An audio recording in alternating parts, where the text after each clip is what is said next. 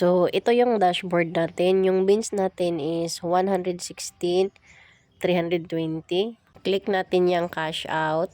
So, ito yung makikita natin. Hanapin natin yung Philippines. Ayan, click natin yan, Philippines. Ayan, kung mapapansin mo dyan sa currency type, Philippine money sign na siya. Tapos, payment method, select natin. So, piliin lang natin dyan kung saan natin gustong ma-receive yung pera. Sa GCash ba, sa Maya, o sa bank account. Ako kasi sa GCash yung available ko eh. So, pinundot ko yung GCash kaya itong makikita mo dito sa baba. Basahin natin yan, tapos pindutin yung got it. Dito naman, pinindot ko yung all. Kasi gusto kong withdrawin yung lahat ng beans ko. Pero yung pinasok ni system is yung 110,000 beans lang. Iniwan niya yung 6,320. Fill upan lang natin yung account information. Diyan sa account, yun yung GCash account number yung ilalagay natin. Tapos sa last name, apelyido, first name, yung pangalan po natin. Sa 110,000 beans guys, ano siya, 588.06. So malaki siya. Dito sa baba, tap na natin yung withdraw. Tapos tap withdraw ulit.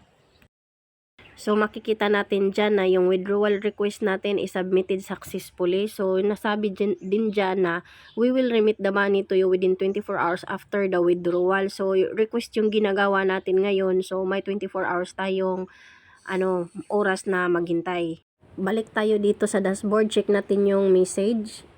Ayan, makikita natin yung withdrawal message. Click natin yan. So, ayan yung makikita natin, yung laman ng message. Tapos, pindutin natin yan, check for details, para malaman natin kung anong nandyan. So, ito yung makikita natin. Diyan sa time, kung titingnan mo, is ano siya, yung create order is 6:55. So, malalaman natin mamaya kung ilang oras o minuto papasok yung reply ni system.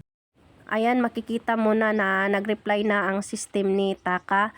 Yung create order natin kanina, ginawa ko siya ng alas 6:55 ng umaga at nag-reply yung system is 10:48 ng umaga din.